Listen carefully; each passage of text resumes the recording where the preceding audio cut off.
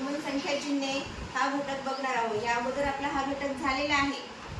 Scholarship साठी आपण हा घटक बघणार आहोत। आज ज्या पद्धतीने मी तुम्हाला सांगणार आहे, काही नियम सांगणार आहे, ते नियम जर तुम्ही आयुष्यात लक्षात ठेवलात तर तुम्ही आयुष्यामध्ये कधीही रोमन संख्या विसरणार नाही। आणि मध्येच मी तुम्हाला एक महत्त्वाची टीप देणार आहे आंतरराष्ट्रीय संख्या चिन्हांसाठी, त्यामुळे व्हिडिओ कुठेही स्किप करायचा नाही। आता पहा, इथे आपण काही नियम लिहून घेतलेले आहेत। रोमन संख्या लिहिताना आपण काय लिहितो? I, double I, triple I, V, x असे चिन्ह।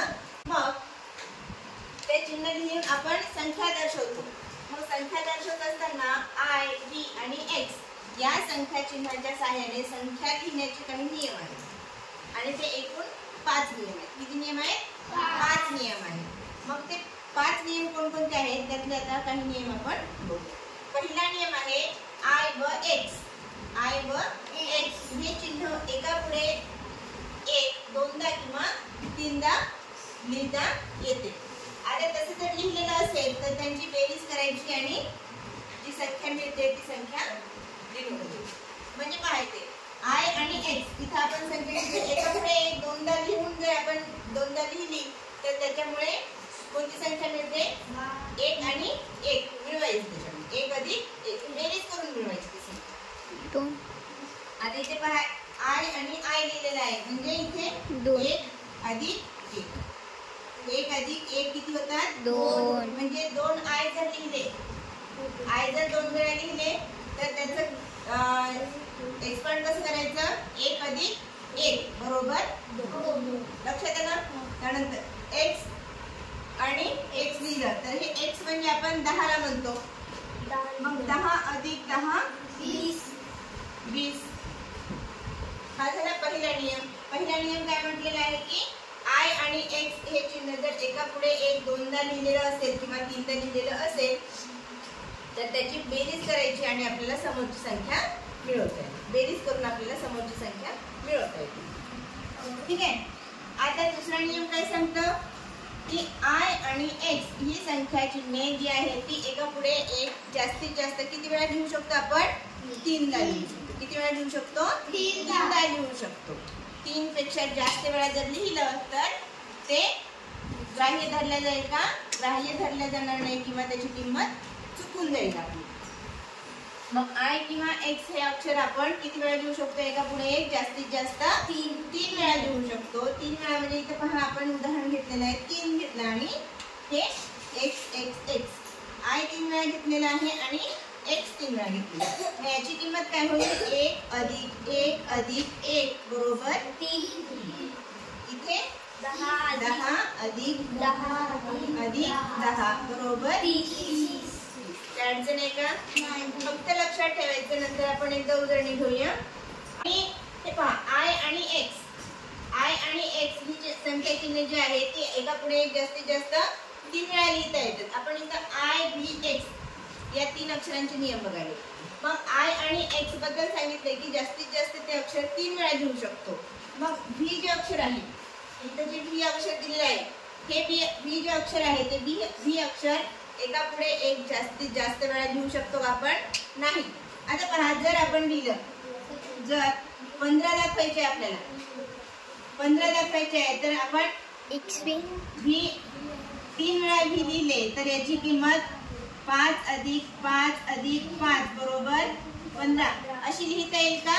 लिहिता येणार नाही, कारण व्ही हे अक्षर किंवा व्ही हे चिन्ह एका पुढे एक जास्त वेळा लिहिता येते का? लिहिता येत नाही। ही गोष्ट आपण लक्षात ठेवायची। त्यानंतर तिसरा नियम आहे आय किंवा व्ही।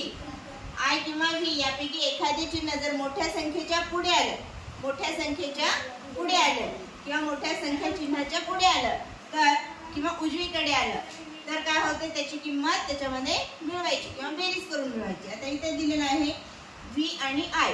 व्ही ही मोठी संख्या आहे, व्हीच्या पुढे उजवीकडे काय आलेले आहे? आय आलेला आहे। व्ही म्हणजे 5 अधिक आय म्हणजे 1 बरोबर 6। जर आय हे चिन्ह किंवा व्ही हे चिन्ह मोठ्या संख्या चिन्हाच्या उजवीकडे आले तर काय करायचं? त्याची किंमत, त्या अक्षराची जी किंमत आहे ती किंमत काय करायची, मूळ अक्षराच्या किमतीमध्ये मिळवायची, बेरीज करायची, म्हणजे आपल्याला पुढची संख्या. त्यानंतर VII इथे 5 अधिक 1 अधिक 1 बरोबर 7. इथे 10, 10च्या पुढे I आहे म्हणजे 10 अधिक 1 किती झाले 11. 10 अधिक 1 अधिक 1 बरोबर 12. अजून एक उदाहरण घेऊया. XIII 10 अधिक 10च्या उजवीकडे किती अंक आहेत, 3 अंक आहेत, 3 चिन्ह लिहिलेले आहे. I 1 अधिक 1 अधिक 1 बरोबर 13. समजलं? हे नियम लक्षात राहतील. आता I किंवा V, जसं आपण दुसरा नियम काय बघितला होता की I किंवा V यापैकी एखादे अक्षर जर संख्या चिन्हाच्या उजवीकडे लिहिलेलं असेल तर जे संख्या उजवीकडच्या संख्या चिन्हाची जी किंमत आहे त्याच्यामध्ये उजवीकडची किंमत मिळवायची, म्हणजे बेरीज करायची आणि जे संख्या येईल ती संख्या आपण ती लिहितो. आता I किंवा V हे अक्षर एखाद्या संख्या चिन्हाच्या, एखाद्या मोठ्या संख्या चिन्हाच्या डावीकडे आले असेल, कुठे आले असेल, डावीकडे असेल तर अशा वेळेस काय करायचं, त्या उजवीकडील संख्या चिन्हातून त्याची डावीकडील संख्या चिन्हाची किंमत वजा करायची. आणि इथे पहा V आहे, V च्या डावीकडे I आलेला आहे, मग V ची किंमत काय आहे 5 वजा 1. डावीकडे आलेला आहे म्हणून वजा 1 केलं. जर उजवीकडे आलं असतं तर अधिक 1 केलं असतं. हे लक्षात ठेवायचं. अधिक आणि वजा कधी करायचं हे लक्षात ठेवलं की मग आपल्याला सोपं जातं.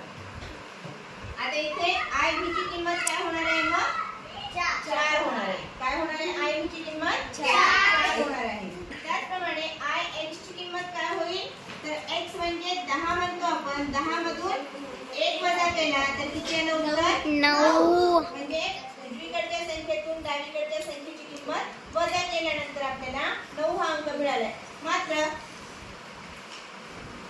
8 ही संख्या लिहिताना आपण IX किंवा X च्या मागे 2 वेळा I लिहू शकतो का, आपण नाही लिहू शकत. हे आपल्या याच्यातलं ड्रॉबॅक आहे. जसं V च्या मागे 2 वेळा I लिहून किती 4 वजा 2 हे म्हणजे 2 आणि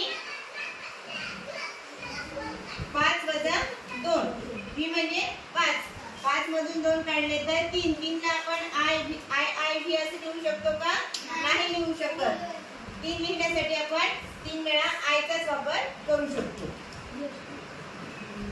त्यानंतर 5वा जो नियम आहे आपला, आता 10च्या पुढे, हे झालं 10 पर्यंतच्या संख्या लिहिण्यासाठीचे नियम. 4 नियमापर्यंत आपण काय बघितलं, 10 पर्यंतच्या संख्या कशा लिहायच्या. आता 10च्या पुढील संख्या लिहित असताना तर सुरुवातीला काय करायचे, दिलेल्या संख्येचे 10, 5 आणि 1 असे गट करायचे. अशा गटात विभागल्यानंतर मग जे नियमानुसार लहान किंवा मोठ्या संख्येसाठी जे काही संख्या चिन्ह दिलेले असतात त्यानुसार संख्या चिन्ह लिहायचे. आता पहा इथे X X I I I म्हणजे त्याला 10 10च्या गटामध्ये 10 10 आणि 5 किंवा 10 5 1 अशा गटामध्ये विभागायचे.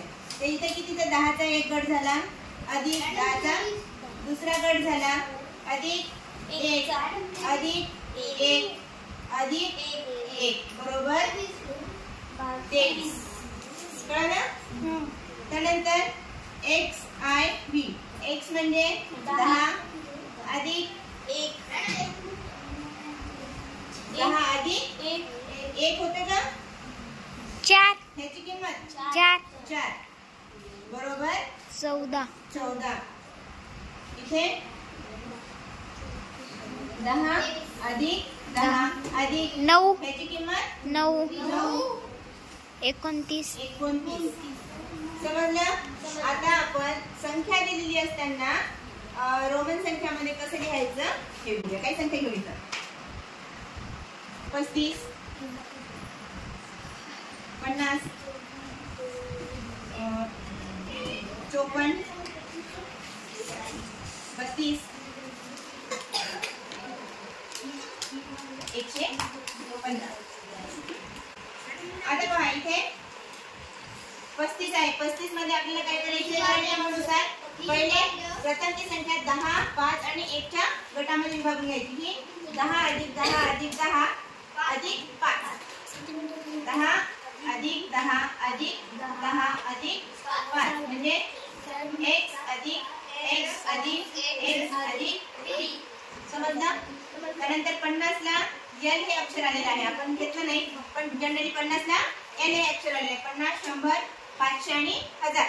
50 ला l आहे, पण 100 ला c आहे, 500 ला d आहे आणि 1000 ला m आहे. हे अक्षर लक्षात ठेवायचे.